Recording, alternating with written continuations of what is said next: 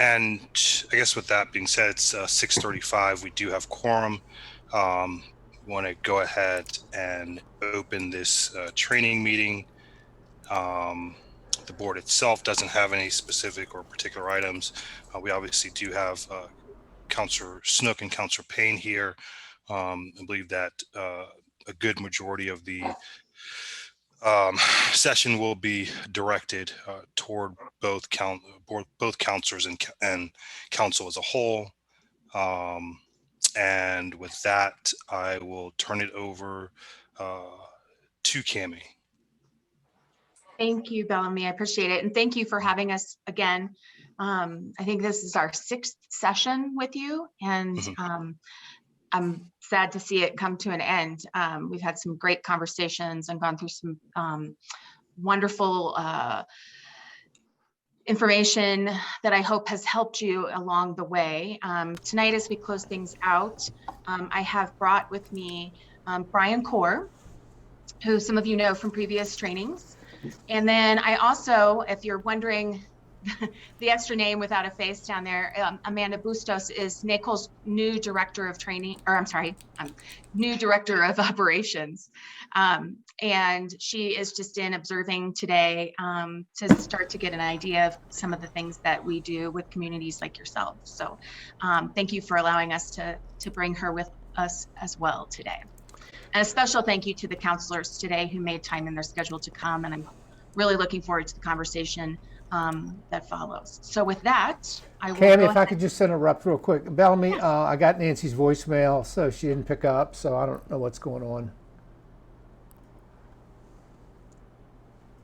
Sorry, very well, that's fine. Thank you. Okay, sorry, Cami. No worries at all. Okay, with that, I will go ahead and get us started.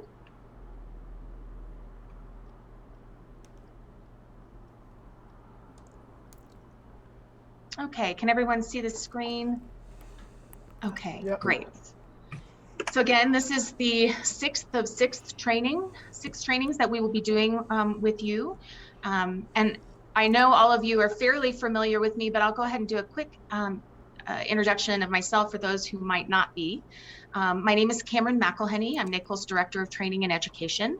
I've been with the organization in one form or another since 1998, when I started out as a member. Due to my service as a board member on the Indianapolis Police Complaint Review Board.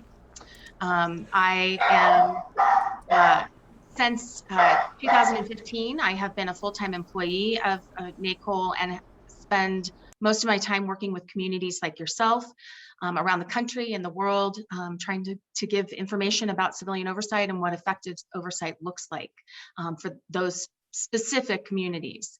And with that, I will turn things over to you, Brian. All right, thank you, Cami. And as you can see, my name is Brian Corr.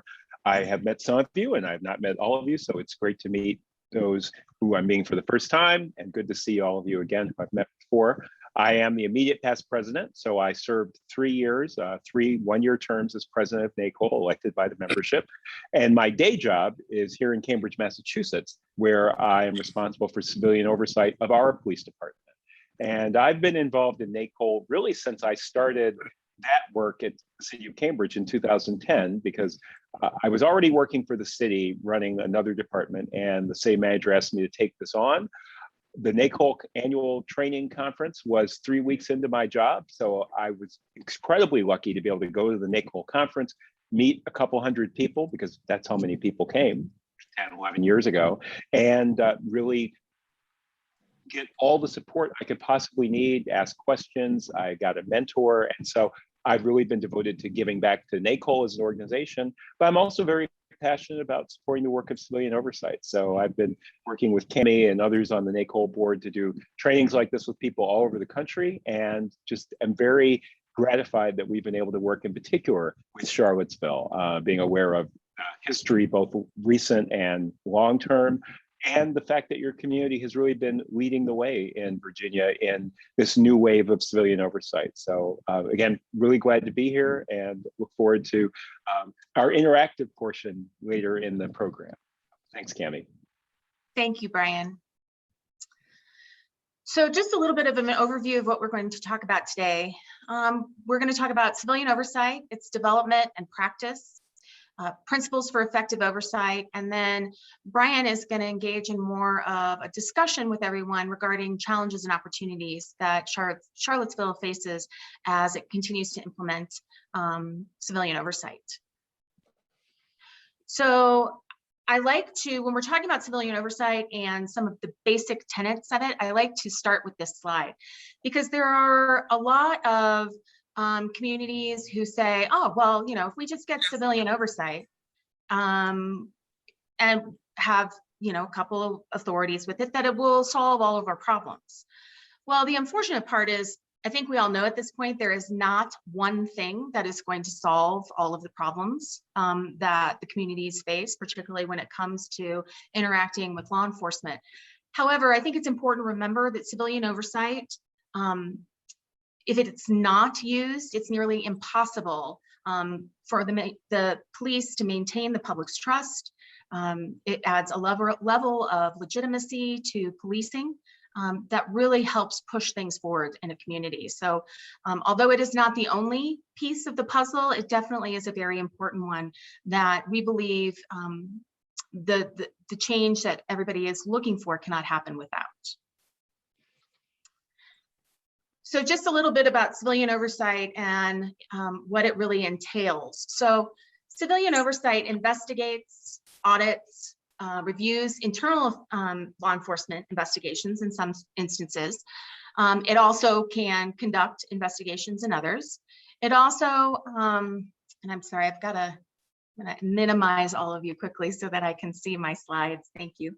It also looks at process, community complaints, use of force incidents, but it also can look more like an ongoing monitoring of law enforcement agency activities, policies, procedures, but also training, management, and very importantly, supervision practices. Also, civilian oversight can include any agency or procedure that involves active participation in all of the activities that I've just mentioned by anyone who is not sworn law enforcement. So that is a very key part of the civilian oversight mechanism. So a few facts about the field. So as of 2020, as we kind of began that year, there were approximately 200 civilian oversight entities across the United States. Before that, in 2019, then there had been a survey of those entities that were established through ordinance. And the number was approximately 170, but as 2020 approached, we saw more and more oversight entities start to come online. However, as I'm sure it's of no surprise to you, since the murder of George Floyd, NACOL alone has talked to over 130 different jurisdictions across the United States who are looking to establish civilian oversight in one form or another. So, and we know that we're not the only ones talking to those communities, so our assumption is that number could be higher. And so it's an amazing time of growth in civilian oversight, and that's why we feel so fortunate to be able to talk to communities like yourself so that we can talk about what good, effective civilian oversight looks like as it's being really put into place and into action. One of the interesting facts about civilian oversight, and in some points, particularly for the academic world, is that no two entities are exactly alike. They are often formed very much with the community's needs in mind. So that might mean that while there might be a monitor model in one place that's just a monitor, there might be a monitor model in another city that also has a civilian review board attached to it. The authorities for the different models the list of authorities that it has might be different. So it's just important to remember that we appreciate the fact that no two are alike, precisely for the reason that we want to make sure that civilian oversight fits the needs of the community it serves. We've seen oversight traditionally, or I should say historically, has been in large cities, but really the growth for it now is in that small and mid-sized city because people are understanding that this is now a good way to proactively work on police community relations, to build better law enforcement agencies. So we are seeing that growth, particularly in the small and mid-sized cities. And also, and I mentioned the word proactive earlier, it used to be that civilian oversight, more often than not, was created in reaction to a very specific incident of police misconduct. The incident occurs, the community calls for change, and civilian oversight tends to be one of the things that are implemented in that that work for change. So but now what we're seeing more often than not is a proactive approach where people don't want to wait for that specific incident to occur that completely sets their community on edge. They would rather work to build those bridges and work for better policies and procedures, maybe training methods, before that incident begins. So we definitely are seeing the proactive approach, which we'll talk a little bit about more in a moment. So I think something that becomes very important in this conversation is why even implement oversight? What are the benefits of civilian oversight? Well, first of all, civilian oversight builds bridges through stakeholder and community outreach efforts. That's one of the main jobs of civilian oversight. Although there is a ton of work to look at policies and procedures, review complaints, in some cases investigate those complaints. But there's also a very significant component of community engagement, which allows those bridges to be built between law enforcement and the communities they serve, which in the end benefits both parties. It benefits communities in the sense that they can feel more comfortable in those who are policing them. But it also benefits police in that when there's a community that has more trust in the law enforcement agency, they tend to cooperate more. Policing becomes safer all around. So there are benefits on both sides. Oversight also should have mechanisms in place that hold those involved in all those involved in the process accountable. So oversight is not only just about holding law enforcement accountable, but effective oversight also looks at how can they hold themselves to a high standard. They can be transparent in their work. So there is that as well. So not only is accountability important on the law enforcement sense of things, but also with oversight. It also helps limit the city to risks that come about when misconduct goes unchecked. It also, when mechanisms are put into place where good policing is rewarded and support is given to uphold those practices and constitutional policing, we see more effective policing. It actually ends up supporting those efforts that are good in policing. Also, it builds, as I mentioned before, when we were talking about building bridges and accountability, it builds public confidence and trust in the police, which provides a better working relationship between community and police. Also, by giving civilians a means to address police misconduct and bring transparency to what is often seen as a very opaque process, you help them protect their rights and those that come after them. So it also is a very important process because of that. So some common goals of oversight. So first of all, you want to make sure that oversight is accessible to all and that there aren't impediments to filing complaints. That's when you implement civilian oversight, one of the things that you often see is people who might not have felt comfortable going to the police department to file a complaint against the police department or a member of the police department, they feel more comfortable going to someone outside of sworn law enforcement. And so you might see a small or a sharp increase in that. But in order for oversight to be effective, it has to be accessible.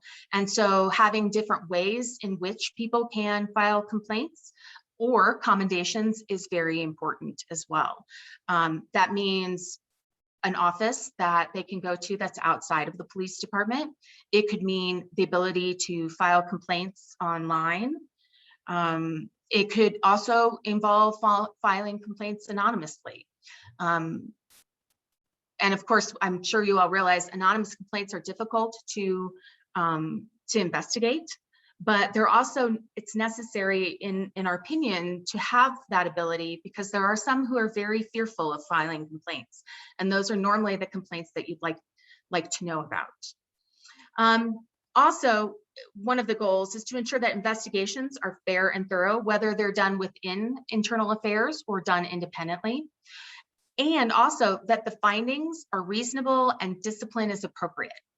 And so one of the things that we like to, well, I like to talk about a little bit is that piece about discipline is appropriate. So a lot of times what we hear, whether it's in conversations or in the media, is that we want to make sure that discipline is actually imposed when misconduct occurs. So that is absolutely important, and civilian oversight is something that can help achieve that goal. But also it's important that discipline is levied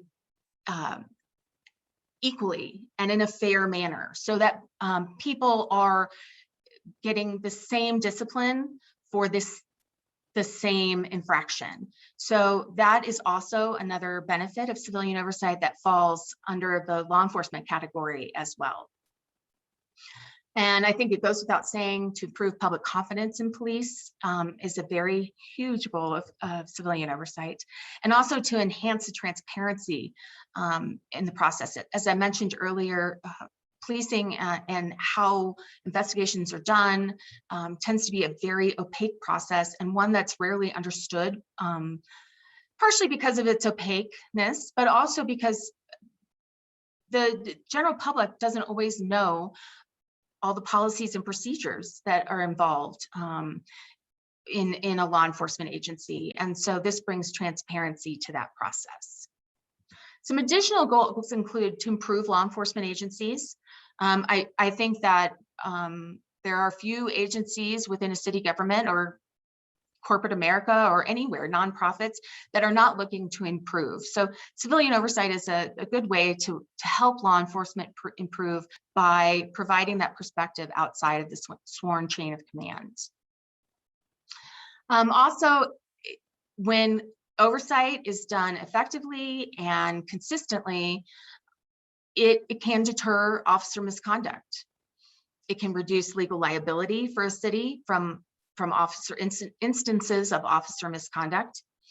And it also, as I mentioned before, the public doesn't always understand police policy, training, and practices. And through that community engagement, civilian oversight can help that understanding. It's an excellent way to educate the public on the law enforcement, what is in place now, and can also look at possible improvements to those policies, training, and practices.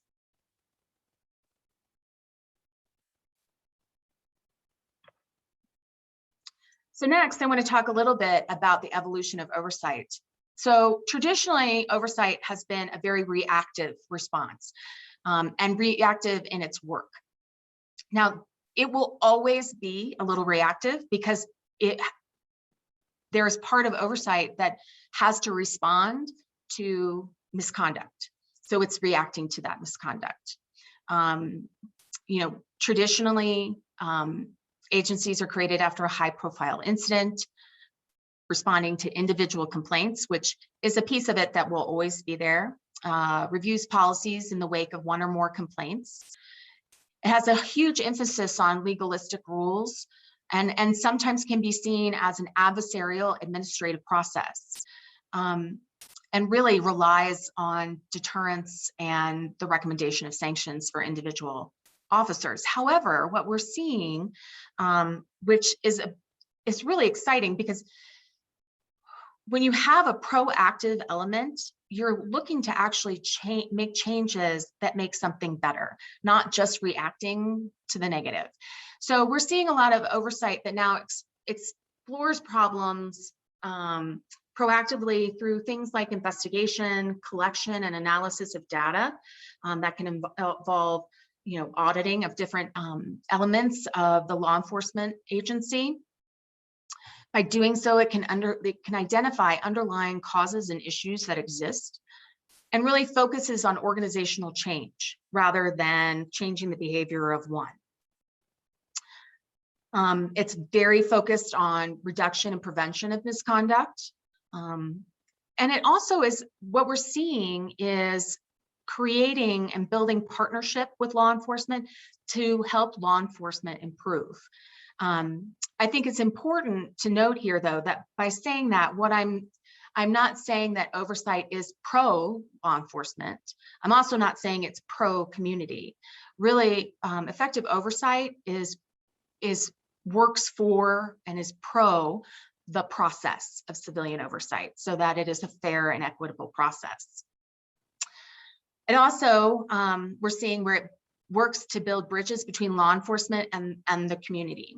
And I think it's also important to note here that a lot of times when I'm doing these presentations, I start with kind of defining community. And so a lot of times people think that there's police on this side and there's community on this side, and that's it. And a lot of times, just for simplicity's sake, we define it that way as we're talking about it. But really, I think it's important to remember that police are part of the broader community, and oversight helps bring all elements of the broader community together in its work when it's done effectively and sustainably. So now I want to talk a little bit about legitimacy, authority, and how that feeds into the different models of civilian oversight in the United States. So to do that, I think we need to start talking first about what shapes legitimacy.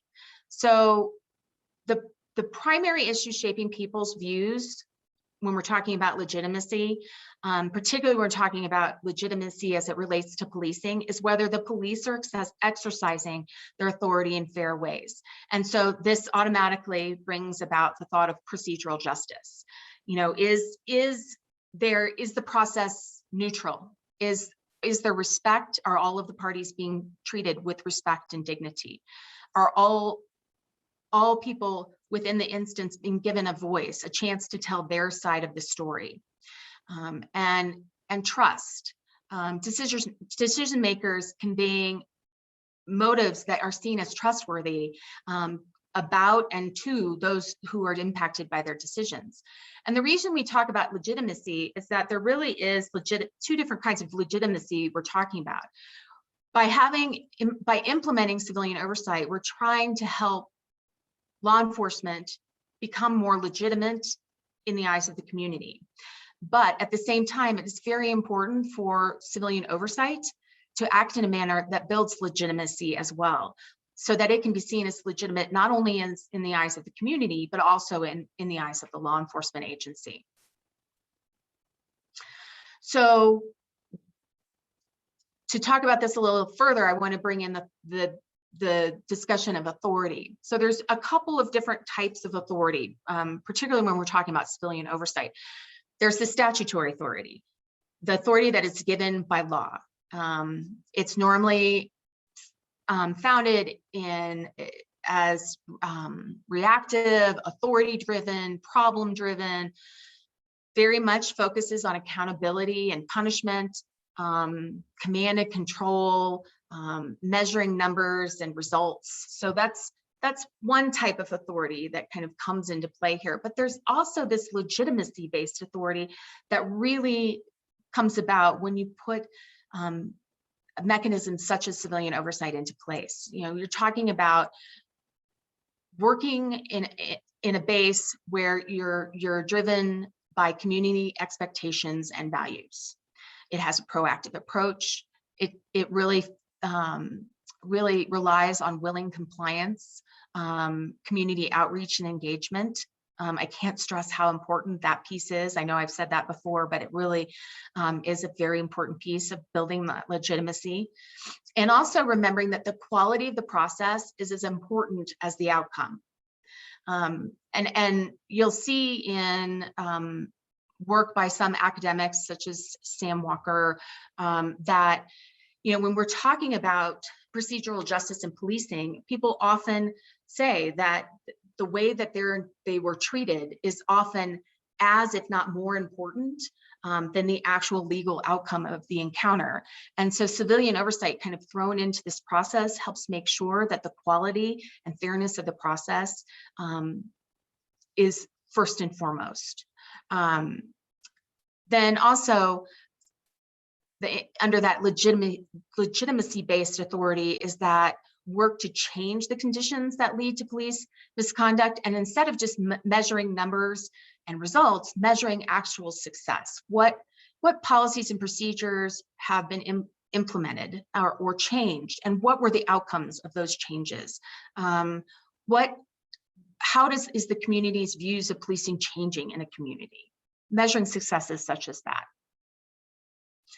So all of that leads me to talk about several of the models of oversight. So I think that most of you are very well versed in this, so I'm not going to go too deep into the different types of models, but I will say, I want to start this conversation by saying that very rarely at this point do any of these models exist alone. There definitely are. The model in Cambridge is absolutely a review-focused model. The model in Indianapolis is absolutely a review-focused model. But what we're seeing more is almost these layers of different pieces of the different types of models put together to be a hybrid.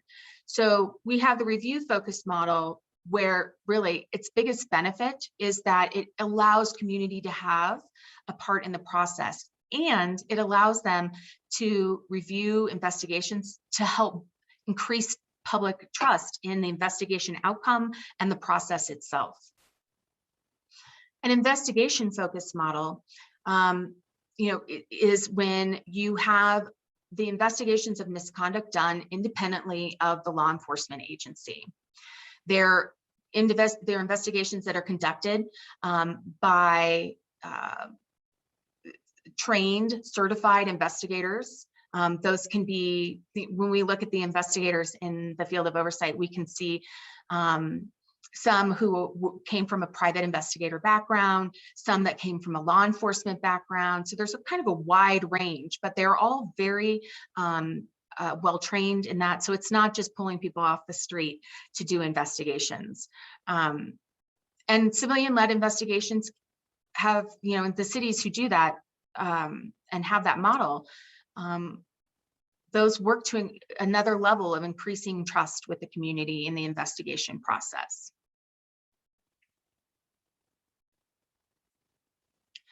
Next, we have the auditor-monitor focused model, which I will say really highlights that proactive piece of civilian oversight. They often have very robust reporting practices because if they're doing an audit on a specific thing, then there's no report that follows. We're looking at the auditor-monitor model as being something that may be more effective than the rest in promoting long-term systemic change in law enforcement. And also allowing agency to actively engage in many or all of the steps of the complaint process. So, you can still have a component where you receive complaints. You can be part of the complaint process. You can be a lot of them monitor investigations as they're conducted. Some even have the ability to, I guess, for lack of a better word, pass questions on to investigators to make sure that all of the questions are being asked that should be asked in the investigation. So it's really, really back to that proactive word that I keep saying over and over again. It really is one of the more proactive models that we see.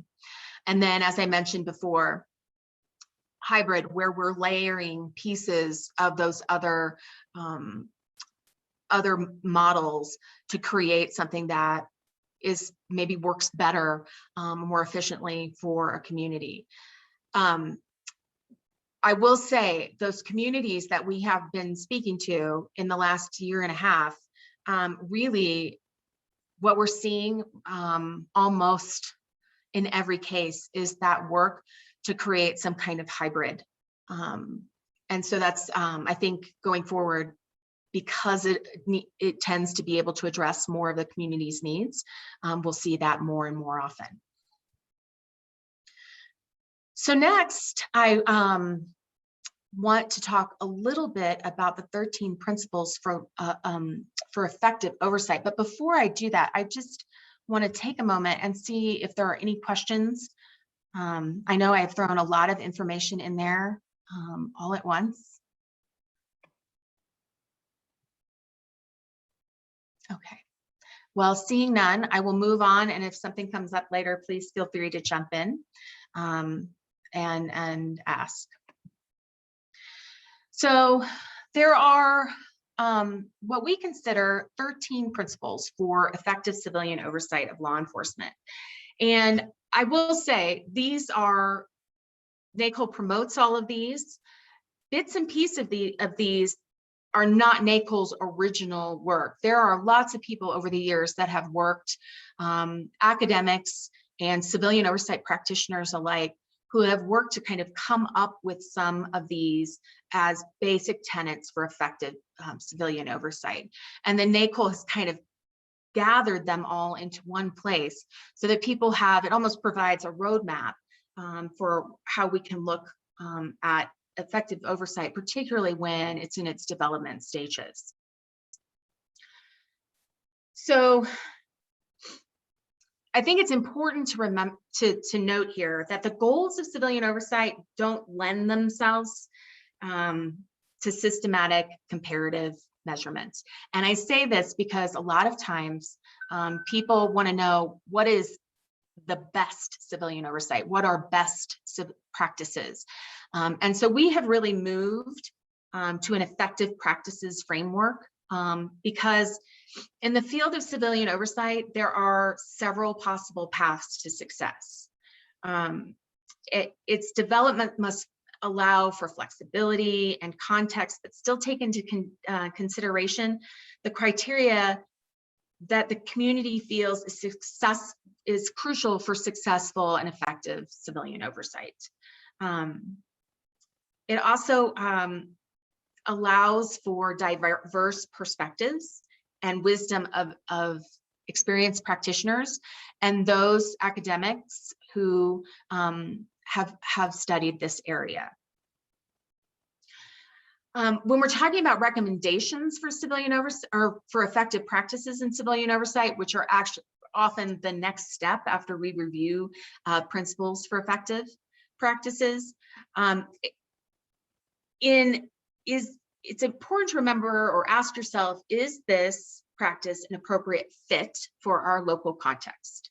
So there are some of these in the 13 principles that are going to be much more important to communities, some communities than others. How will the practice strengthen civilian oversight in relation to the 13 principles? So as you're building civilian oversight, how is implementing independent investigations, how important is that as it relates to the 13 principles or subpoena power or really any of the authorities that are given to civilian oversight agencies? And what are the potential unintended consequences of implementing this process, any practice? I think it's really important to think as you go through it. So if we do this, what might happen over here? And that might be absolutely fine, but it's important to kind of consider all of those potential consequences when something is being implemented. So I'm just going to quickly go through these 13 principles. So first of all, we have independence. So there are several different types of independence when we're talking about civilian oversight. So there's the structural independence. It needs, meaning that the civilian oversight entity needs to be clearly and distinctly separate from the law enforcement agency, both administratively and organizationally. And it doesn't hurt to physically be independent from it, meaning the offices are not within the police department. There's also political independence. So this refers to the extent to which any political actor can influence the work of civilian oversight. It might refer to whether civilian oversight was established by municipal ordinance, charter, or whether it's represented by the municipality's local law enforcement. So in that case, I'm really referring to boards who really are just there in an advisory capacity. Having something that's done through city charter or ordinance does add a level of independence and also gives people a path to do the work without worrying about being influenced by outside stakeholders. There's also operational or procedural independence, which needs to be considered. So even where oversight is structurally independent and largely insulated from political influence, any oversight agency that lacks control over its operations can be weakened. So it's very important to also consider that when we're talking about independence. Next, we have clearly defined and adequate jurisdiction and authority. So it's very important that oversight know what its mandate is, know its authority to carry out the daily work, and stakeholders, as you're going through the process of implementing civilian oversight or developing civilian oversight, stakeholders really have to determine the type of authority that the agency will have in regard to all of its duties. How will it handle complaints? Its authorization to address issues related to department policies and procedures, the agency's role in officer-involved shootings, serious uses of force, discipline, training. So all of those things need to be considered. But its jurisdiction needs to be sufficient enough to meet the stakeholder and community expectations. It has to be clear enough to prevent conflicting interpretations down the road. And combining oversight functions and responsibilities is necessary and is feasible, and then requires stakeholders to answer key questions regarding the role of oversight in the process that it might be conducting, processes that it might be conducting. Next, we have unfettered access to record. So this is a very important piece that we have a lot of conversations with a lot of jurisdictions about.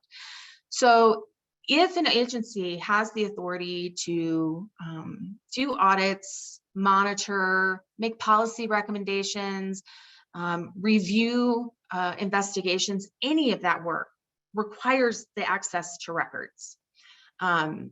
Even if an agency is just reviewing an investigation that was done by internal affairs,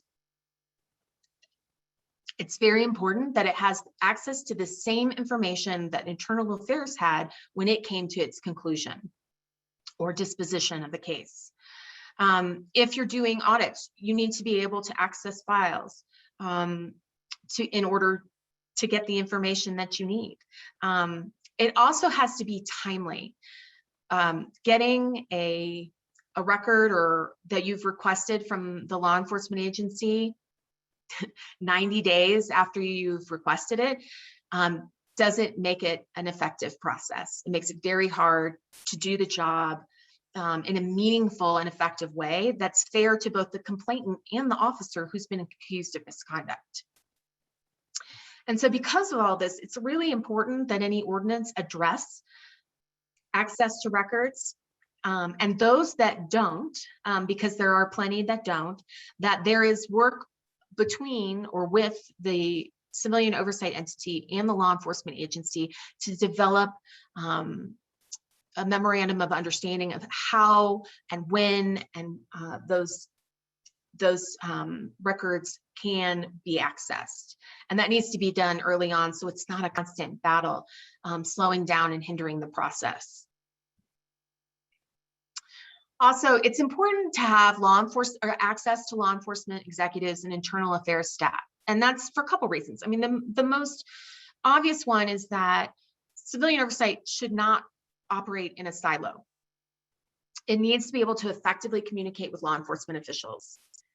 It also needs to make sure that it has access to internal affairs staff. So when there are questions, they have access to ask the people who have the ability, most likely ability to have the answers that they need. Any legislation that's put into place should require that law enforcement agencies provide timely written and public responses. So, and I put that in here under this particular principle because access to law enforcement and effective communication can also look like this third bullet point. Law enforcement agencies can have all the abilities in the world to make policy recommendations or training recommendations or disagree with the disposition of an investigation that was done by internal affairs. But if their disagreement or their recommendations go without any response, then there is no way that civilian oversight can be effective. It's essentially being set up to fail. That leads me right into full cooperation. So cooperation of both uniformed and civilian staff is necessary for oversight to perform its job. Impediments just slow down the process and make it look less legitimate in the eyes of the community. On both sides, the broader community in this case. And conditions of cooperation, though, have to respect due process rights and an individual's constitutional rights against self-incrimination. So we are not asking people to violate their own constitutional rights in the name of full cooperation, but outside of that, the cooperation that they're able to provide really does help the process along.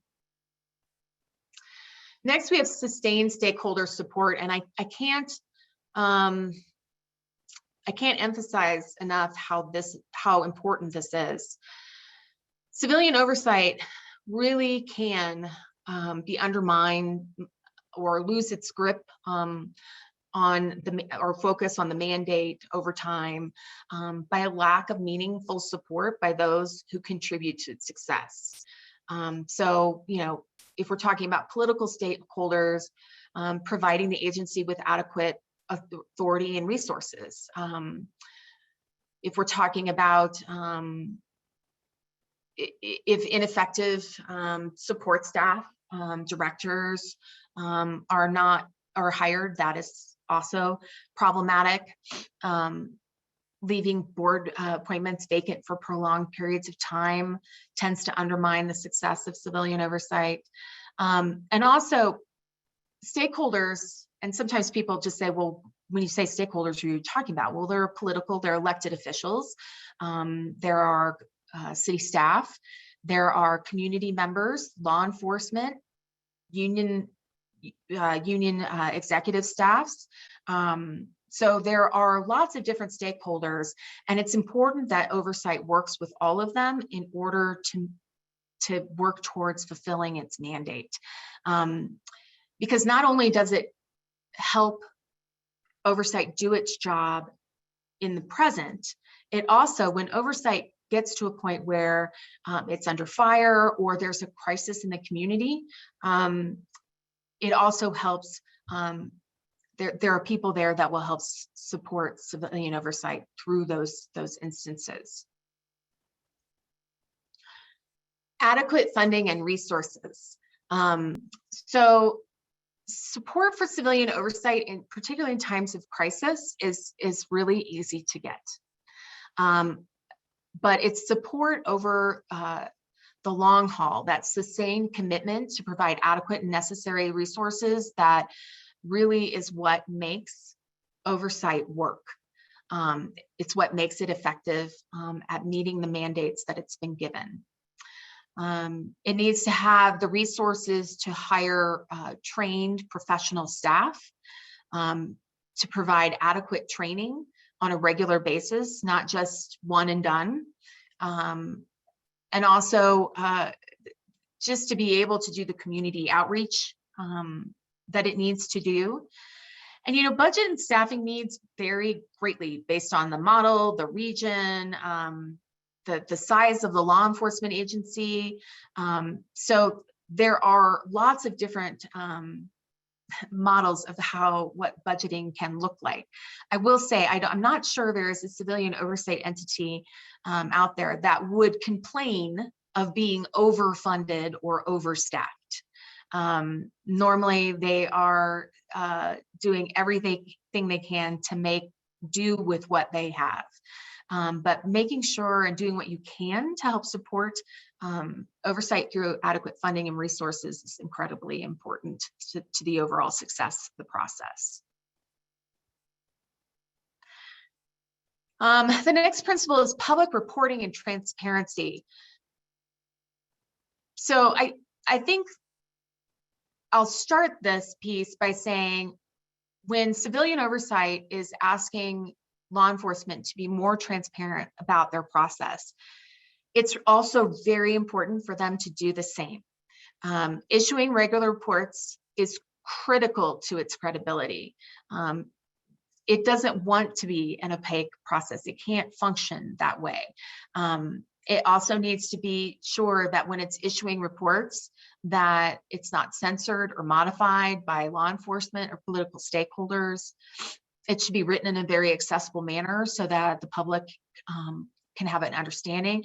And it should be seen as an opportunity to educate on policies and procedures of the law enforcement agency, the civilian oversight's mandate and operations. And I would say that every agency should have at least one annual report. And if possible, more, because the more information that you can give to the community, the broader community, the better. It's better if they know what's going on and not having to wait 365 days to find out what happened since the last report. Some of that reporting can also happen in some of the community engagement that you do as well, if you're not able to issue more than an annual report.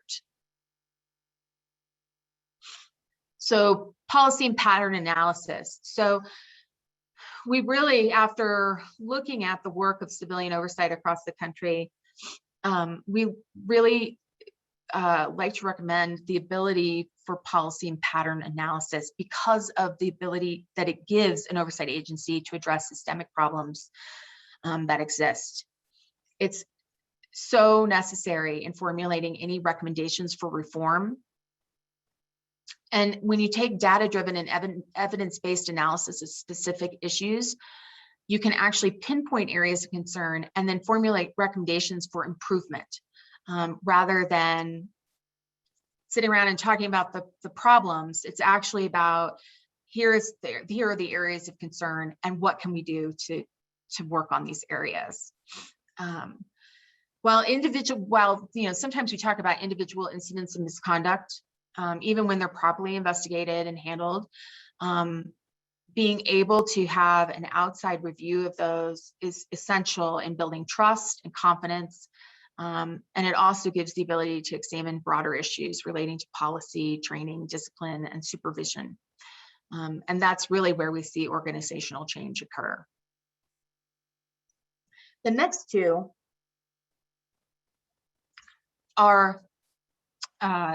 principles are community outreach and community involvement. And I like to kind of take these together because they're really the output and the input.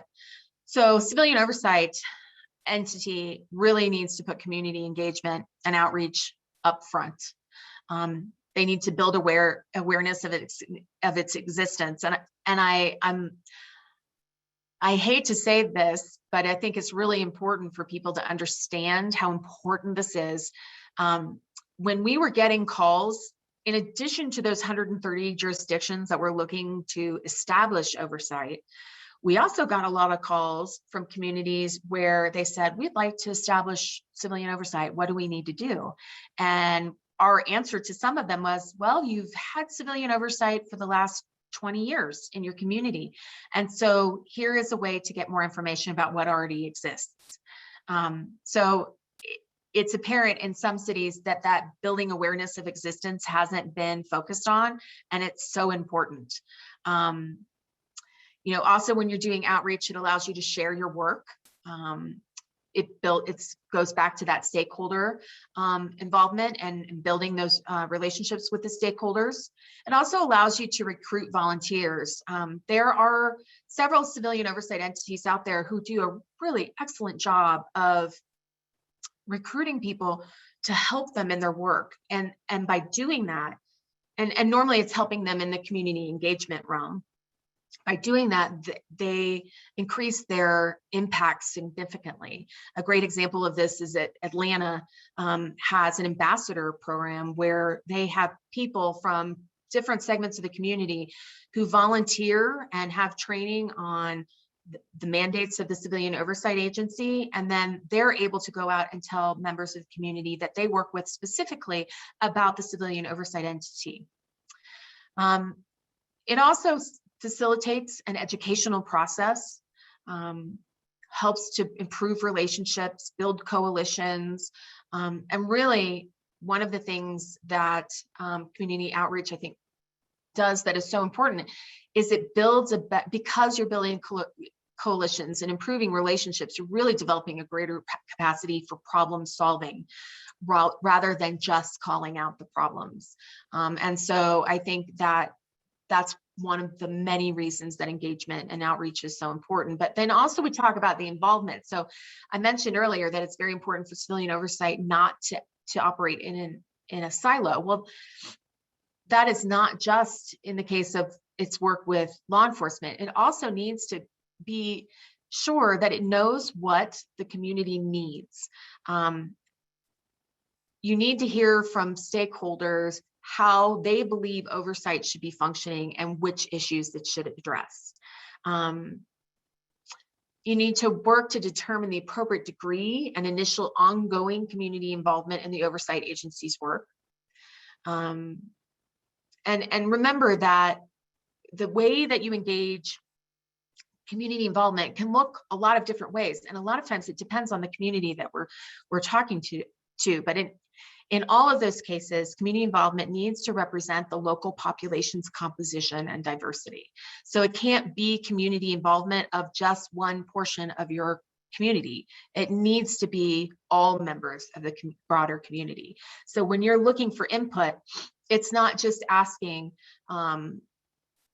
the Mental Health Alliance, or although it's important to ask all of your different community groups, you also need to ask for input from law enforcement as well. So just kind of keep in mind that broader community involvement piece rather than narrow focus on different segments. Next, we have confidentiality, anonymity, and protection from retaliation. So early on in this presentation, we talked about access and why the ability to file anonymous complaints can be so important. But I think the reason that this is singled out as a principle is because oversight needs to function with the same integrity and professionalism and ethical standards it expects from the law enforcement agency it oversees. It has to respect all confidentiality agreements. It has to maintain the anonymity of those who wish to share information anonymously. And it also needs to work at creating an environment where those involved with or contacting the oversight agency can do so without fear of retaliation or retribution. And that goes for members of the public at large. It also goes for, in some instances, civilian oversight also accepts complaints from law enforcement as well. And so that also becomes very important in that process for those members of law enforcement who have complaints of misconduct that they'd like to file. Personal identifiers and information that's covered by statutes regarding the disclosure of information must be removed or redacted. So it's very important for all oversight entities to know the laws that apply to this. And there also needs to be protection from retaliation for those who wish to come forward and file complaints or come forward with information regarding incidents of misconduct. And so I've already talked a little bit about procedural justice and legitimacy, but it is the 13th principle. For entities whose authority is established by law, it's really about their right to that authority and perception of how fairly that authority is exercised that are crucial components of legitimacy. So incorporating principles of procedural justice and complaints process increases complainant satisfaction. And there have been some work done by academics in the field on that very piece. And also, officers who perceive their work environment to be unfair and unjust are more likely to engage in misconduct and use of force and less likely to support community policing. And so having something in place to help make that work environment more fair and just, such as civilian oversight of law enforcement, can help alleviate some of those end results when officers do perceive their work environment to be unfair and unjust. So I believe with that, I am now going to turn things over to Brian to talk a little bit about identifying challenges and opportunities. But before we move on, I just want to pause for a moment to see if there are any questions.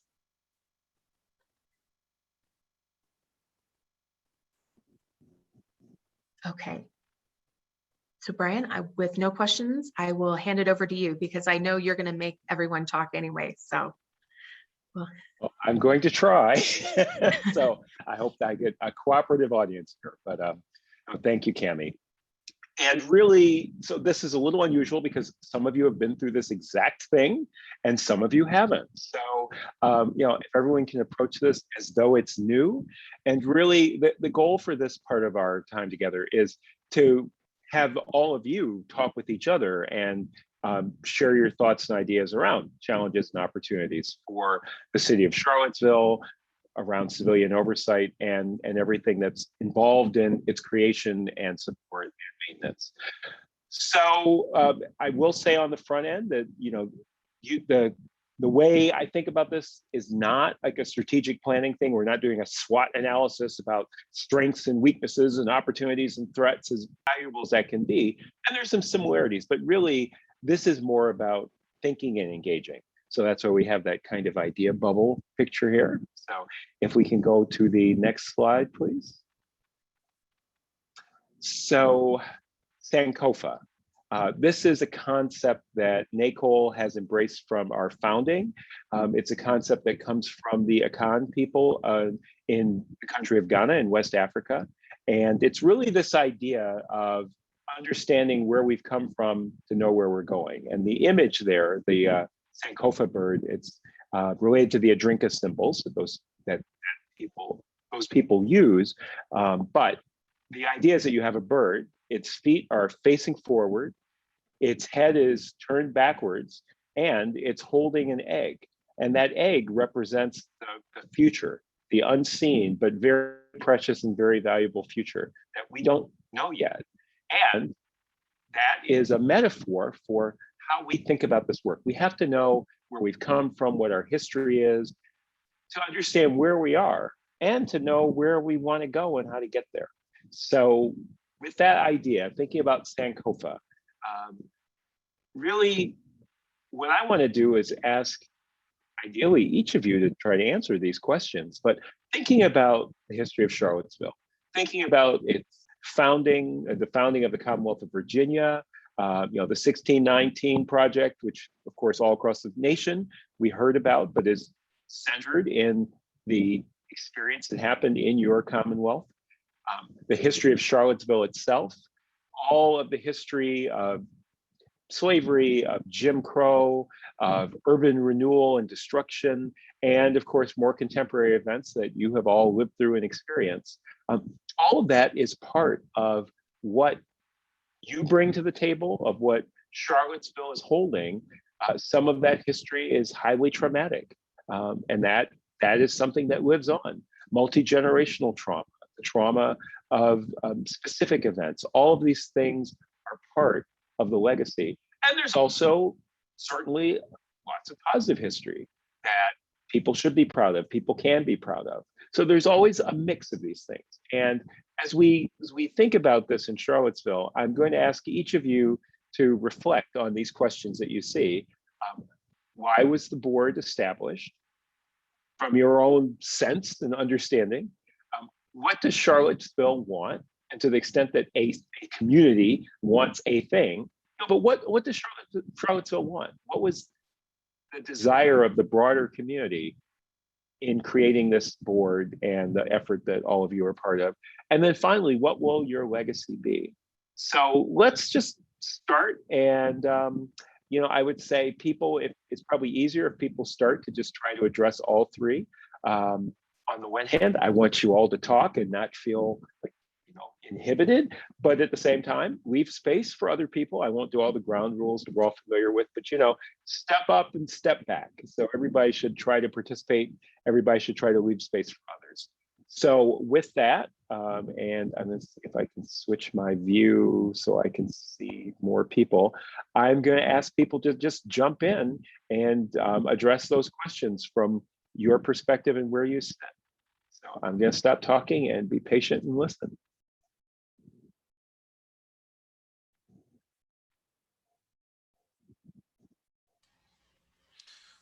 Sure, I'll kick us off. So, Thank you. yeah, so I guess part of reasoning why this board was established, so this is a third iteration of an attempt at oversight here in Charlottesville. I think on this timing, there have been a history of negative police relations, particularly in the Black community. And obviously August 2017 has broadened that a bit. So I think that some of the actions that took place there kind of galvanized some of the other part of the community as well. But overall, there's been this long-standing history in the Black community of those negative relations, and so that push was made to have this third iteration. I think when we talk about Charlottesville itself, obviously you have a good portion of the community that wants to have as strong of a oversight board as possible. You obviously have another side of the community who's like, no, you guys are in search of a problem, everything's fine. But I think, through the work of the board that's taken place so far, I think that we have focused on, an investigative model based on, some of the needs of the community overall. I think in my analysis, what I've looked at is, the same thing that Cami has stated, is that a lot of the communities are searching for or end up with a hybrid type of model, which I think there are certain things from each review, investigatory, and auditor that would be applicable here. And I think from my perspective, what I believe the legacy, at least what I would want to see, is that we have an actual credible mechanism that, again, as Cami has stated, is more apolitical in sense, but both sides of the conversation have trust in the effectiveness of it and the professionalism of it, and it's not politicized one way or the other. Because ultimately, when I'm looking at some things, I see there are a lot of folk that are, I guess with you, we're talking about rudeness and those types of things. They want to document that down, but you have, rightfully so, you have a lot of the community in the Black space that has, some of the more aggressive,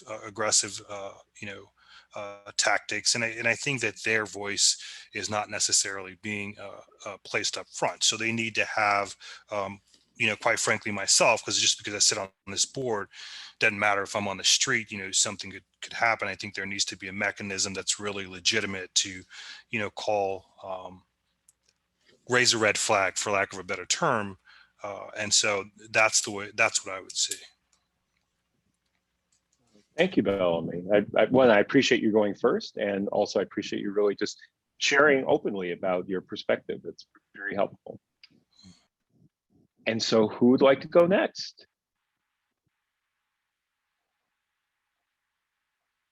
Maybe James, are you trying to unmute? I'll take a stab at it. It's always hard to follow the great Bellamy Brown, but we're a couple hundred years into racial profiling, police treating African Americans differently. You know, the criminal justice system, once you are arrested for something, the outcomes being different. And I know I saw in my life, as I kind of became from a young adult to an adult in Charlottesville, a community that I really love, right? I really love Charlottesville. I think it has a lot of potential, but a lot of the same things that haunt every city in America, from where you are in Boston to where Cammie's from in Indianapolis, you know, haunt us here. And it's not every police officer. But like right now, my own home, you know, I could go walking down the street and I cut across somebody's grass. And if somebody calls and says, hey, this guy shouldn't be, I don't know what he's doing, he looks like he's up to something. You know, 8 minutes later, police could show up and the wrong person, the wrong energy, and that could be the end of my life. And it doesn't matter what the neighborhood, I live in a nice neighborhood, but it doesn't matter what neighborhood I'm in America. And that's a reality, right? And that's a reality that needs to change. And I saw as, you know, I was getting a little bit more comfortable in my life. Okay, now, hey, James, this is the time to give back and do whatever you can, you know. And I was in my home at the time on August 2017 when all that took place. And a lot of my neighbors were walking down there, and I was saying, man, I want to help. I want to stop this. You know, this should not be happening. And I'm in my house, and I'm hearing the sirens, and the smoke is going off, and people are parking their cars by my house with Nazi flag, you know, just crazy stuff. And it was interesting because my Caucasian neighbors could just walk down there, right, and protest and make signs. And it was dangerous for anybody. But I'm sitting there thinking, if I go down there, I could be attacked by the police. I could be attacked by the other people.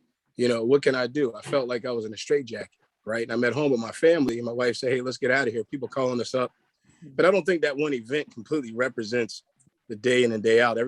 People have different opinions, but I don't think that is a great representation of Charlottesville. But this is clearly a huge problem, something that I think we can flip around. It's going to take a lot of work.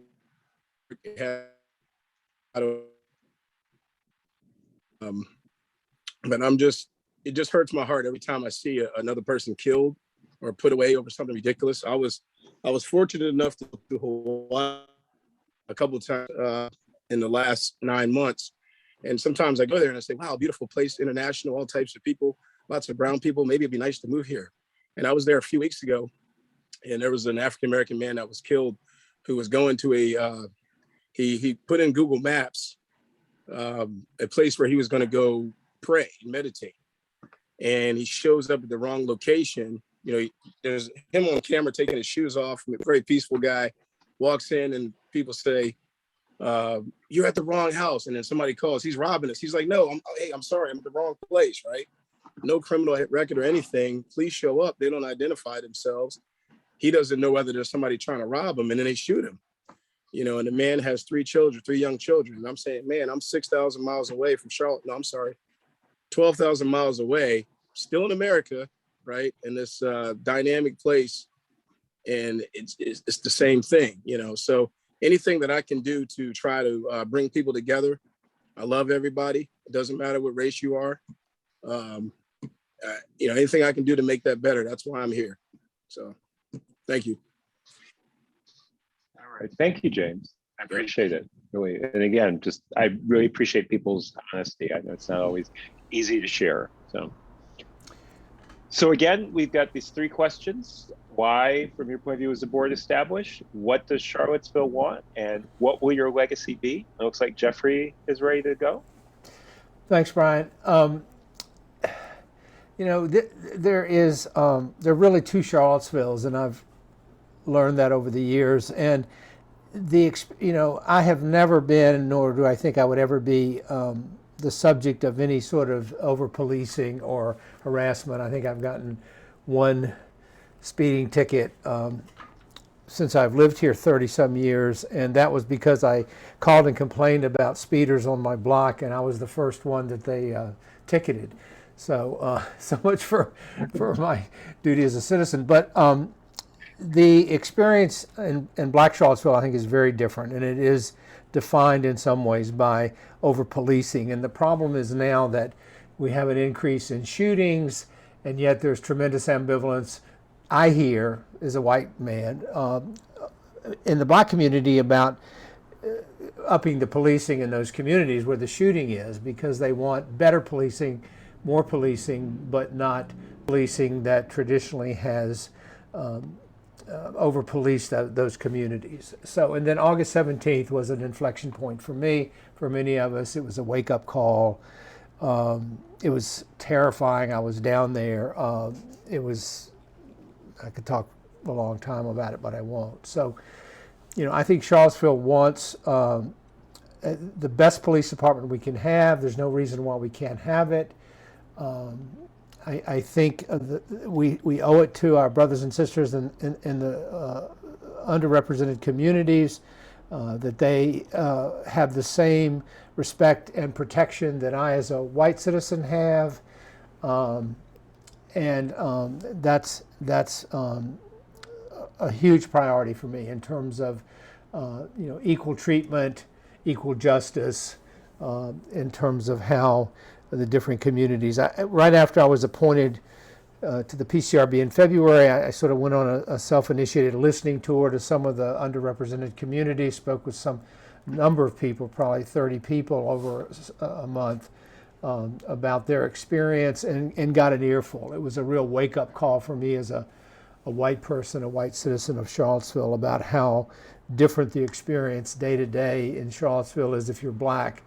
You know, my two now grown sons never had any encounters with the police. They were never stopped. I never saw a police car in my neighborhood, maybe once in 30 years. And yet the stories I heard about just the unprovoked harassment of minority members of our community were shocking and really upsetting to me. So, you know, I want the legacy to be that we've done this, we've done it right. You know, council has really gotten behind this and put some teeth in this, and that we will move forward with, you know, treating everybody in Charlottesville the same when it comes to policing. So I will leave it at that. Thank you, Jeffrey. Really appreciate that as well. Yeah, So I think, okay, please go ahead. I was going to try I was going to say, yeah, I I just I want to get my 2 cents in here. I like Jeff. I'm a member of a disproportionately policed community. That is, I never see any police cars, and I've never had a bad experience. I also am a little unusual on the board in that I'm relatively new to Charlottesville. I got into this because there was a controversy several years ago about whether the police, our newly installed police chief, was going to be releasing crime statistics. And when they did, I did a little analysis that showed a 5-to-1 disproportionate representation of African Americans.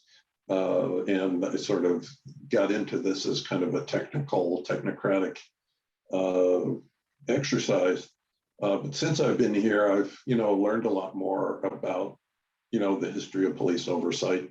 You know, there was a police advisory board, you know, from at least the 1990s, which was widely seen as being totally ineffectual. My feeling, and again, it's a second-hand feeling, but universal, as far as I can tell, is that, you know, Charlottesville, or the people who interact with police in Charlottesville, you know, want to be treated fairly and with dignity. And it's as simple as that. I recognize, and I think many people on the board here recognize, that in the last, you know, 3 years plus, we have had a new police chief who is highly professional, has made some very constructive moves in terms of providing a little bit, providing more information to the public. But I think we're only about halfway there. And we have this long history of all this power being concentrated in the police chief and not subject to any public review or scrutiny. And, my terms of our legacy, I came to Charlottesville 4 years ago. I love it here. I want everybody who lives in Charlottesville to have the same kind of experience that I do. Thank you, William. Bill is fine. All right, thank you, Bill. Again, appreciate your sharing. I won't just keep saying things over and over, but I do appreciate it. I think what we have left are Councilors Payne and Snook. I'm saying them properly. So it looks like Councilor Payne, you prepared yourself. So we'll have to hear your answers to these questions. Sure. I mean, I think it, what others have said largely, covers my thoughts as well. I think, the board was established, there had been a previous board that, as others said, I think was largely seen as kind of ineffectual or toothless. And the summer of 2017 really spurred a lot of renewed demands in the community to look at policing, and not just policing, but other areas of economic and racial justice in the city, and policing was a major one of those. But while I think the summer 2017 spurred more sort of demand for it, it's rooted much deeper than that in terms of, a long history of disparities in use of force, over policing, lack of trust between, Black neighborhoods in Charlottesville and the police department. And that longer, deeper history, I think, is really the bigger motivation for wanting to establish this board. And again, the summer of 2017 just created more urgency and political demand to make it happen. And I think what, is wanted is a board that has sufficient powers, that's able to actually change policing outcomes, change the data that we've seen in things like our disproportionate minority contact report, and is actually, again, changing and improving outcomes, and is providing, a basis where the community actually believes that there is an assurance that there's always going to be independent investigations, and that people will be able to lodge a complaint and have it fairly reviewed and responded to, and to just have full faith that there's some independence, that if they launch a complaint or have something go wrong, that it's going to be completely fairly dealt with, and they have trust that there's this body that's able to do that.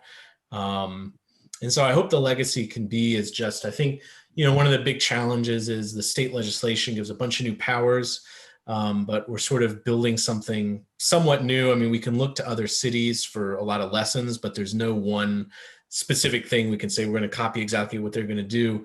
So I hope we're able to work through that challenge to build a model and build something that is a little new, that there's no clear roadmap for, but something that's able to be effective, have sufficient powers, and also stand the test of time. So 10 years from now, we still have a body that is functioning and effective and doesn't fall apart, 1 or 2 years after we set it up, or that falls apart because the community never has any trust and faith in it.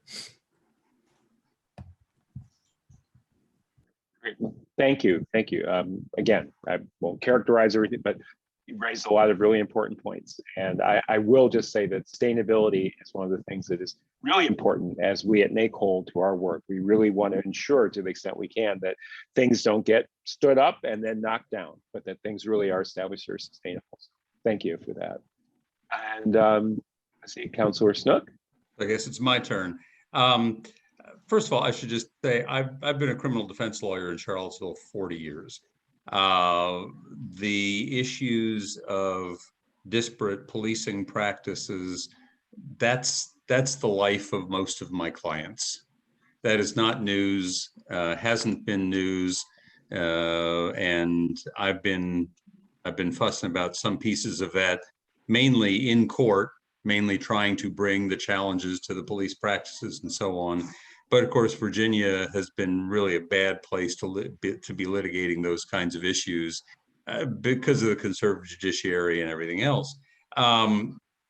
Why was this board established? On August 12th, and for that matter, on July 8th, 2017, when the KKK came, there were a lot of things that various police departments did that made people very unhappy. Frankly, most of the bad policing on those two occasions was not Charlottesville Police Department. In most cases, it was either the state police or in one case, an order given by a Charlottesville police officer implemented by the state police to release some tear gas. But there was coming out of that. Out of August 12th, there was I've likened it to a bell ringing, and it's a bell that, or maybe even a cacophony of bells that were ringing in many different frequencies, and it brought a lot of very different views on things like housing, on things like policing, on things like land use, and all kinds of other things that had been kind of bubbling in this below the surface, perhaps. But not really in full boil, and they came to full boil after August 12th. We had along the way a history, a fairly recent history, of ineffective police chiefs, and as majors and captains and lieutenants, and I don't know what all the ranks were, who were in many cases part of the good old boy network. And although some of the younger officers I thought were pretty good, I thought that some of the management was not very good. And a lot of the issues that people were having in after August of 2017, they were expressing their dismay largely with the leadership of the police department. Obviously, there continued to be the discriminatory police practices. When a traffic stop suddenly turns into a drug stop, suddenly turns into a gun being found, and all because the officer says he smelled marijuana that was never present in the car. That's the kind of thing that we saw a lot of, and we saw a lot of it in Charlottesville as well as in other jurisdictions. So my sense of what Charlottesville wants out of the PCRB is that they're looking to the process to bring transparency. It's not, to me at least, I don't see it as much as a problem of accountability, because there haven't been many instances of officers doing something egregious and getting off. There was a recent case of an officer who wound up getting charged with an assault and battery and convicted of assault and battery. And that case is still wending its way through the courts. But of course, that officer got fired.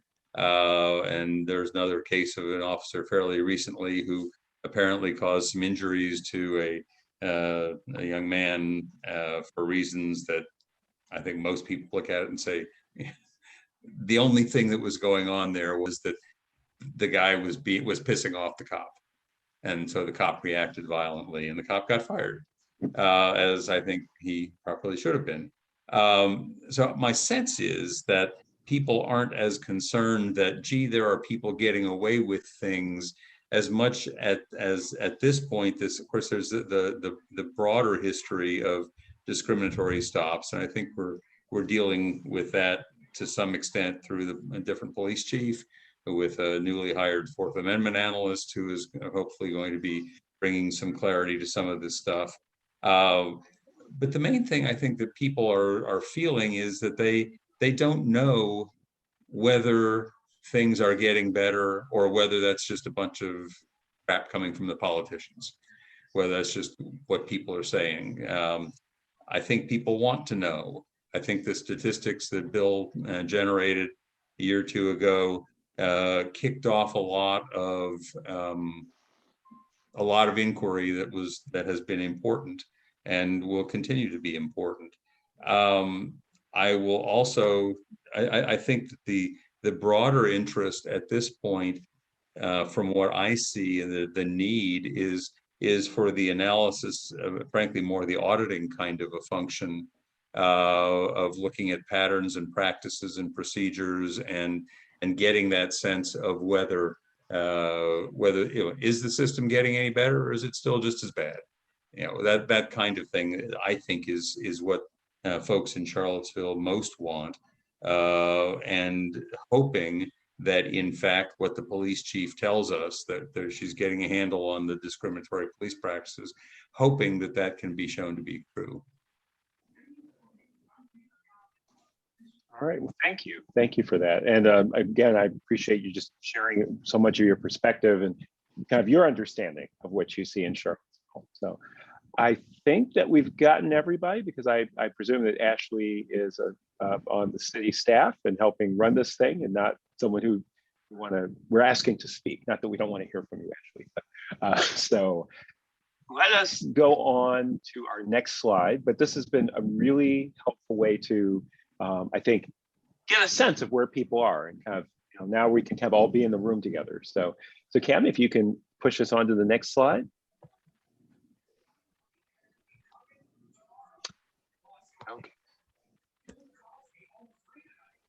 Okay, great. So we're building the plane as we fly it. So stepping through challenges. And I'm going to ask all of you, again, who've just spoken, to think for a moment about the challenges that you see for successful implementation and sustainability of this review board. And those can be challenges that are about how the work happens, about the environment, about the history.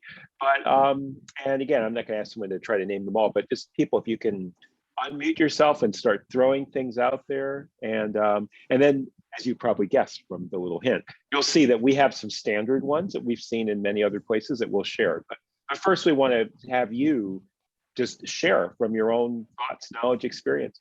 What challenges do you see in this work? I think some of the things that I've picked up on is this initial community perception, I think, based on the course of how this process has run to even get to this point, this initial community perception that the entire board is anti-police, which is not accurate. I think that some of those who are against this process have pointed to that as a reasoning for, why it shouldn't be, successful, or why it shouldn't move forward. And I think just more support from some of the key stakeholders. I think those of us on the board can really identify with this. Is almost like, we're in the middle of a mosh pit and everybody's piling on us from all different sides. It doesn't matter who it is. Everybody dislikes us, and we're just trying to navigate through all of that. But so those are, I guess, the two primary that I see initially. All right, thank you. Let's see, Councillor Snook, did you unmute to speak as well? I just see you're unmuted. I guess I never remuted. I will say one of the things, one of the challenges that I perceive at this point is that both this board, this version of the PCRB, and its predecessor have spent so much time arguing about what I would call, to go back to the Vietnam era, arguing about the shape of the table rather than getting down to doing things. We all the political pressure, it has as soon as the organization was founded, was established by ordinance in November of 2019. We spent the next year arguing about how we ought to people trying to convince us that we ought to amend the ordinance to get back to an earlier version of the ordinance that had already been rejected, and we spent all the time talking about that.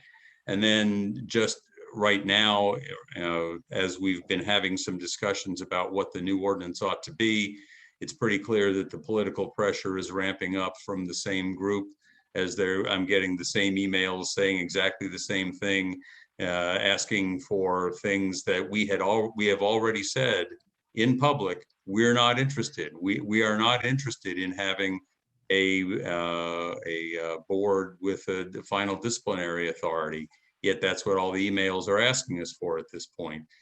So I fear that we're going to end up spending a lot of political energy talking about things that, just like they say, the shape of the table, rather than having folks actually get to work. Yeah, if I can continue in that same strain, I sort of I agree that that there is this mosh pit of political pressure. Another challenge that we have for this board is that we are entering uncharted legal territory in the sense that the criminal justice reform legislation that was passed last year is a very great departure from the previous regime in Virginia, and so there are no real precedents. I think I disagree slightly with Councillor Snook in the sense that we have at least on the board, we have managed to keep our heads and we are trying to move forward in a sensible way.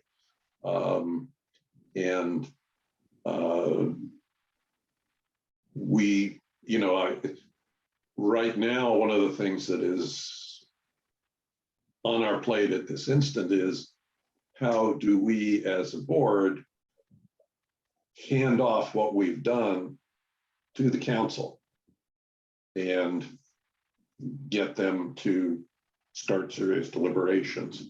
I think that's a mechanical problem, but that's what I've been thinking about over the last couple of weeks. Okay. All right, thank you, Bill. Just to jump in, I think the biggest challenge right now is definitely, council finally approving an ordinance and clarifying what exactly the powers of the board are going to be. And I think connected to that, some of the biggest challenges I see are, one, a lack of trust in the community between both city government, just city government as a whole, and also the challenge of, as was mentioned, certainly at least within Virginia, we're sort of in uncharted legal waters. We're sort of, as I think was said earlier, building the plane while we're flying it. There's not a lot of perfect exact models we can point to and say, just copy that exactly one for one. And that makes it challenging, I think, to figure out just how to structure it, because there's so many different options, and how to avoid unintended consequences, and just the difficulty of, are we going to run into any unintended consequences that are going to make this actually unsustainable in 1 to 2 years from now? It's not going to be functioning because we didn't think through the unintended consequences enough. And then I think the challenge is that connects with a lack of trust in the community with city government, is that a lot of people, I think, interpret trying to work through that as an attempt to undermine the board, or an attempt to prevent it from ever having any teeth or any effectiveness. And that mistrust is rooted in a lot of very legitimate history and concerns. But it's definitely, I think, a challenge for, from the outside, I imagine the board as well as for council. The final thing I would say, I think a huge challenge that's been very specific to Charlottesville is just the fact that over the past year, our city government has had a tremendous amount of turnover in city staff. And that has created a huge challenge, I think, to be able to provide the board with staff support, as well as even just, our hope as council was to have an executive director months and months and months ago. But because of that turnover, there's still not an executive director. And that creates, I think, an enormous challenge for the board. And hopefully that's changing. It is changing, but it's been, that's been a tremendous challenge. Thank you, Council. Appreciate it. So again, and I don't want to guide this too much, but I really do, as a municipal employee. Appreciate people laying out some of the political challenges. I guess I also would encourage people to think about what are other challenges in terms of the community as a whole, or in terms of the history that's led you here. We've heard a bit about that, but just all the different challenges you may see. So with that, who'd like to go next? Okay, I see Jeffrey's hand. Yeah. I mean, there's been, well, you know, I want to commend everybody that's still on the board, because, you know, last year we got started right after George Floyd was murdered. It was a very unstable feeling time in the world, because we were like 2 or 3 months into the coronavirus. And we were also learning how to use Zoom. And again, I say this almost every meeting, but we still haven't even all to this day been in the same place. And when we started, there wasn't like there was a roadmap. You know, we had an ordinance that was changed, but we didn't really have, you know, anything to grab onto. And as Michael mentioned, I know I got to know the original city manager we had. Then he left. Then we had another city manager. And, you know, you have a lot of the public, hey, I want to see something right now. You know, that people want to see something tangible, which I understand. When I watch the news before I was part of a board like this, you know, I want to see something. But it is a very difficult train to carry up the track. I'm glad the world is changing. We'll be able to eventually get back together in the same physical space. We're trying to change a paradigm with you know, yes, the governor has changed the law, but it's kind of like we have a great opportunity in front of us, but having all the mechanisms in place to make that happen is a bit of a challenge at the moment, with a volunteer group of folks who are all diverse with different ideas, who are again not meeting in the same physical space. And again, you're going up against hundreds of years of history in a system that has been set up a certain way.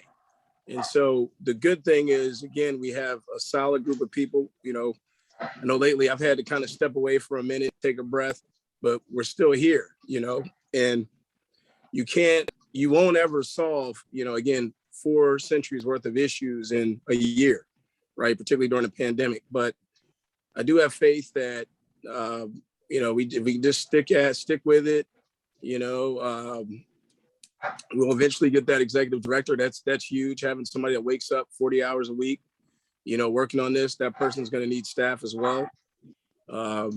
But you know, it's going to take time. It's not something that you're going to fix in a year, maybe not, hopefully 2 years, but realistically, probably not. But again, I appreciate working with this core group of people, though. And the sky is the limit. Thank you, James. Yep. Okay, it looks like I see Jeff has his hand up. Thanks, Brian. I guess for me, the primary challenge is that we get this right in terms of what we send to council and what council finally approves. I think in terms of credibility and the community, especially in the underrepresented communities, you know, is already pretty shaky in terms of what they think we're going to do. I mean, I got a lot of feedback about people just not having much confidence in what we're going to do, because Charlottesville has a history going way back of promising things to that minority community and then either backtracking or, you know, not following through or whatever. So there's a lot of skepticism there, and I think we only get a bite or two out of the credibility apple, and if we don't present something and the finished product is something that really looks like it has some teeth and that we really are serious about this, then we're just not going to be able to get much traction. Great. Thank you for that. And I'm sorry, Bill, were you trying to jump in before? Yeah, I just want to say again that, you know, and it's to some extent an excuse that we use, and to some extent a valid point, and that is, okay, we have been meeting by Zoom, and so the kind of face-to-face warm body outreach kind of activities that we would normally be pursuing are much more difficult. And the idea, you know, that we would be a conduit and a liaison of, community concerns to the police chief. That's not a straight pipeline now. We're not there yet. And so I think, when we get this new order in place, we're hoping, and when the COVID virus disappears or gets under control, we're hoping that our outreach efforts will be much more effective, and that this part of our job to reach out broadly to the community will be easier. All right. Great. Thank you. And wow, it's fine. Bellamy, I'm sorry, I don't remember if you got a chance to weigh in on this question. Yeah, I did. I was going to circle back with something, but as the chair, I'll give you chair's privilege.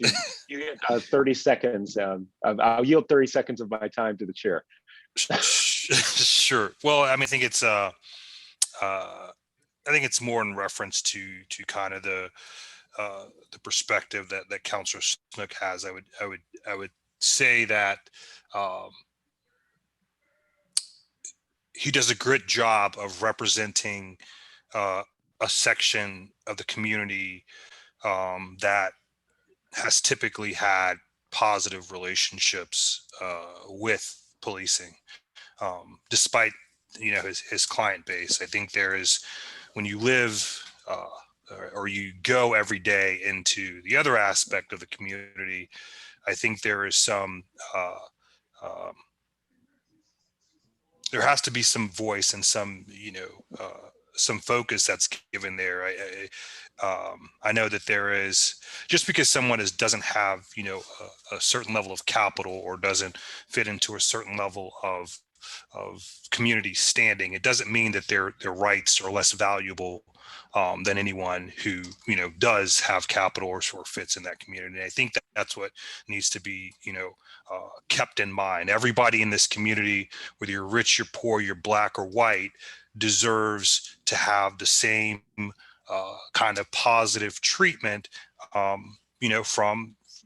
from their public safety, from law enforcement. Now, we're not talking about legitimate, hey, there's a crime being committed or what have you, but we are talking about the fact that there are folk in the community that just haven't, come up and said, hey, this is what happened to me, because of, again, some of those other challenges of, well, we don't know if we have faith in it, or XYZ. So, and Bellamy, I have never, ever said that, including tonight. And I really resent that you're dragging that out and saying, I represent a group of people, blah, blah, blah. That's horse hopping. To clarify, what I've said is that the perspective that you have presented comes from that group. I didn't say that you got everybody together, but you really have to look at, just the same way I go into, my Did I say anything like that tonight? Okay, friends. Okay. This is weird because this is your community, but I'm just here to help. But I hear, I think both of you and your concerns, and I will just say that these kind of conversations are happening all over the country, including in my own community in Cambridge, Massachusetts. And I guess what I want to ask people to consider is, approaching the rest of our conversation with wonder more than judgment. We're all human, we're all imperfect, and let me say a little bit more. And this is not directed at any one person, because I think that all of us have the ability to do it, and we're all trying to share our truths. And sometimes our truths do not resonate with other people. Sometimes our truths feel very personal.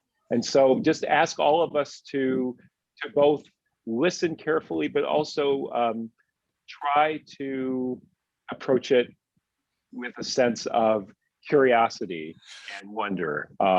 Sure. And if I, I will say that, and we'll see how it goes. if I mean, if I may clarify, it's not a thing uh, of an attack, so to speak. I think there is when you live in a certain space, that's what you're informed by. Just like I live in a certain space, that's what I'm informed by. What I'm saying in general across the board, if we're bringing these two spaces together, I think that collectively as a community, we can have all the voices in the room. That wasn't meant to be like, oh, well, that's just the way that you're stuck. It's if we look at it, how we live our life on a day-to-day basis, who are we interacting with on a regular basis, that's just natural to inform our perspective. That's what I was getting at. It wasn't, and my apologies if it appeared to be, a specific attack on you, Lloyd, but that's what I'm saying is in your daily life, you're informed by your interactions in that. I'm informed by these interactions that I have. In my daily life, I interact with more Black people than white people. I interact with more low-income people than I do high-income people. You don't know who I interact with at all. Very well understood. Yeah, and I think this points another challenge that we have, which is certainly this social, not necessarily in Charlottesville, but the social rhetoric, the public rhetoric has become very divisive. And so sometimes we do find it hard to believe that we have a lot in common, more in common than we don't. I accept, my white privilege and understand all the benefits that I got from it. But I'm going to use every gift that I have to work for social justice. And I think we all deserve that same assumption.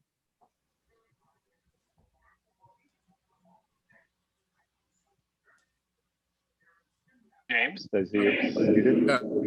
Question. I don't know if that kills the flow of the conversation. But when Lloyd, when you were speaking earlier, you mentioned that you are not interested, or the city council, I think you said the word "we," are not interested in the board having final disciplinary authority. Is that what you were saying? I'm saying that I've talked to all of the counselors. None of the counselors is in favor of giving the board, quote, final disciplinary authority or binding disciplinary determination, I guess is the phrase that the statute used. The more we had said that in our meeting in April, I thought that was the basis on which Michael and I met with Jeff and Bill. I thought we had that sort of out of our system, so to speak. And then the more recent draft goes back to, well, okay, not final, but final -1 level. When we had already said we were not interested in the board having a disciplinary authority. So yes, as of today, I've canvassed the 5 votes on council, and I shouldn't say, I have canvassed 4 votes on council, and I know the vote of one of the other people involved. For various reasons, there is frankly, it's impossible to figure out how to make it work. When I asked the question in our April work session about how some of these things would work, I was greeted with silence. You all didn't know how it would work. There is no support on council at this point for any disciplinary authority to be given to the PCRB. Recommendations, fine, but not final authority. Right, and you can't expect us to know how it's going to work too at this point, right? I mean, that's why we have a legal team, and we work through the what if drills over a period of time. We look at any examples. I mean, we're not going to know exactly the day, but I do think collectively the community, for the most part, and this board does want to try to make full use of all the power that the state is giving us. Now, how we get there and what things need to be tweaked, I think, but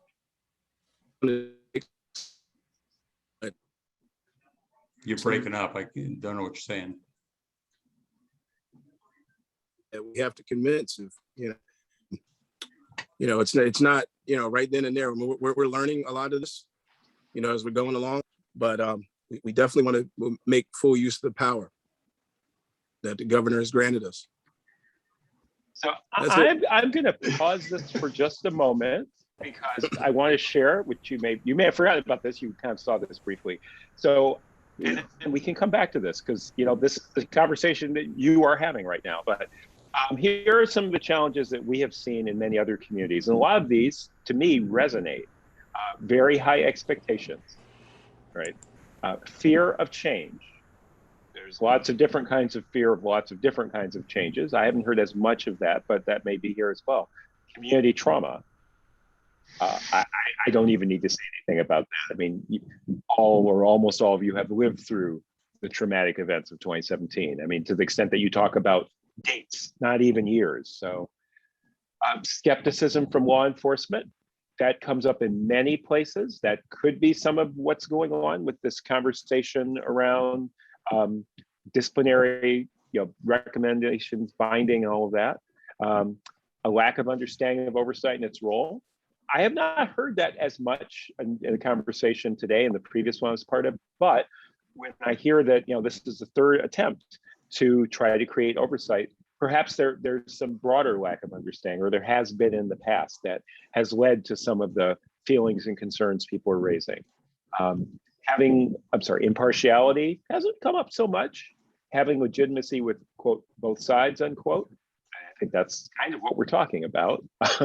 Need for training, not so much an issue today. Change can't wait, and attempting to meet all the demands.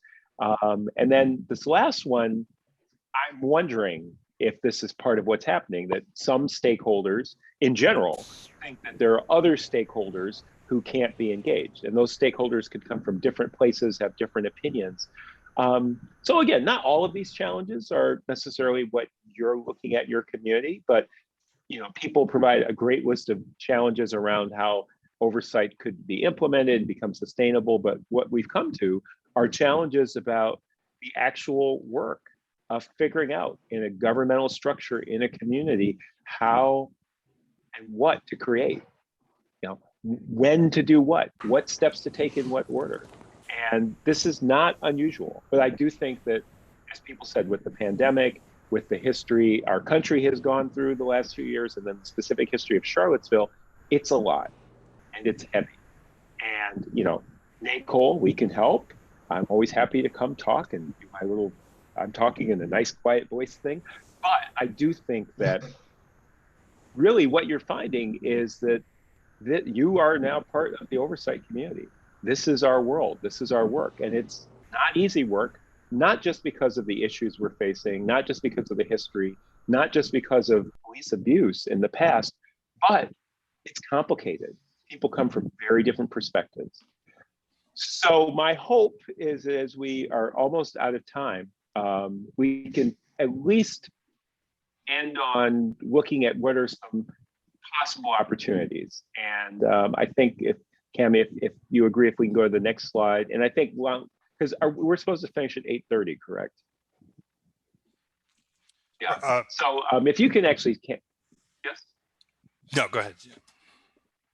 Okay, I was gonna say, Cammie, if you could just go ahead and put up the opportunities, because I'm hoping to seed this brief part of the conversation with all of you spending a few minutes thinking about what are the opportunities, right? What are not just the challenges, which is great, and that's what we asked you to do, and it was a really robust set of challenges, but what are the opportunities that you see? So here's some samples, you can think about those, but I'm gonna open it back up popcorn style, and I may call on people, but so far I haven't had to call on anybody, so I'm gonna wait.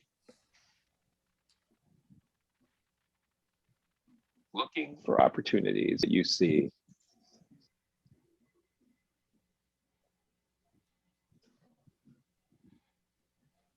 Oh, jump in. I think the obvious one is just the state legislation, the fact that everything being contemplated now, regardless of the differences, is more extensive than what had been considered possible a year ago, certainly 5 years ago.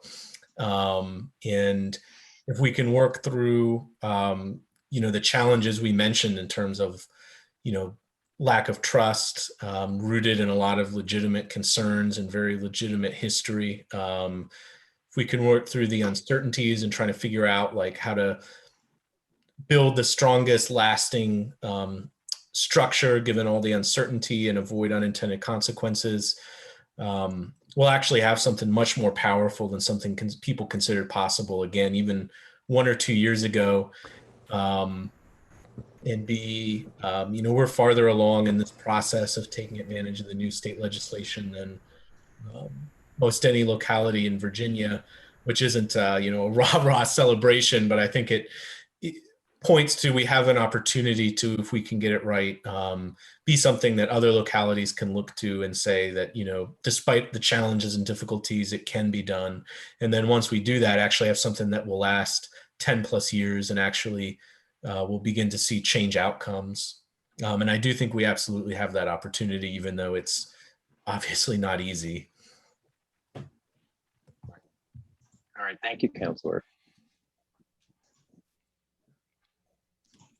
I think your number 4, obviously, government support, for the oversight itself is obviously, the biggest opportunity that exists there.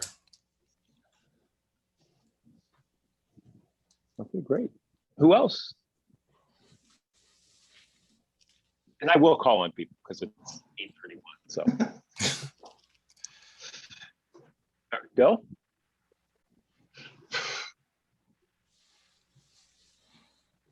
Okay, Bill's going to pretend he didn't hear me. Jeff? Well, no, I heard you. Okay, and I'm not sure that what I see falls into any of these categories. That's okay. Those are just neatly. I guess sustainability. Whatever you see. Yeah, I guess sustainability. I mean, my impression sort of is now that irrespective of the status quo, there is a lot of potential for, no matter what framework we impose, for opening up and demystifying and shedding light on how complaints are handled by the Charlottesville Police Force. And I think that would make a very great difference, both as a reactive and a proactive strategy, as Cammie was saying before. So I see that as it's something that's definitely worth fighting for, and it's something that we've tried to incorporate into the various proposals that we've floated for the council. Thank you. Brian, I would say, Jeff here, I would say that I think of this as a sort of a living document, something that will evolve and that will, the opportunity is to get it as right as we can the first time, find common ground with council in terms of how we want to move forward, and then see the document as something that will get tweaked along the way, and necessarily, no first run is going to be without its problems. And so I'm excited about the opportunity to get something on the books, put it into play, and then see where we need to tweak it and get with council to do so down the road. All right, thank you. Who else? All right. So, I'm a positive guy, as you can see. Or maybe you can't see that. But, we are funded, right? We are funded. When I was chair for a little while, I would get calls from all over the place, Waynesboro, across the mountain, Harrisonburg, all these different areas in Virginia. And, they have no funding. And so we're at least funded. We're established. We are going to get an executive director. People are watching. There is, there has been a change in the legislation. So the overall framework is at least there, right? Like 5 years ago, if you had a board, it was just more of a group that got together and they had no kind of, paid staff, no power, no laws, so, this is the foundation. And again, I think things are going to take a little while. Nobody likes to hear that, but we could be sitting there with no funding at all, right? And no board and no legal, possibilities in front of us. So at least we're established, and there's some things in order that will help us over time to be successful. Yep. All right, thank you. Yep. I should be writing a little note so I remember who's gone, but I think Councilor Snook, and Luca, you've unmuted yourself, so perfect. Opportunities, one thing that I want to emphasize, and I think it's an important thing to emphasize, is that all 5 councilors do want a strong oversight board. And both of those adjectives are important, strong and oversight. The difficulty that we have had with some of the discussions that we had going back to April were the times when the PCRB drafts were asking for more than oversight. But strong, yes. Subpoena power, yes. All the rest of that stuff, yes. Oversight, yes. And we just have to figure out what oversight is going to look like that doesn't insert the board into the operations of the police department. That's the fundamental disagreement between where I think most counselors are and where I think I'm hearing you guys on the PCRB are. Is that, and so the issue is not over strength. The issue is oversight versus interference on a day-to-day basis, or any kind of interference with the authority of the police chief to run a department.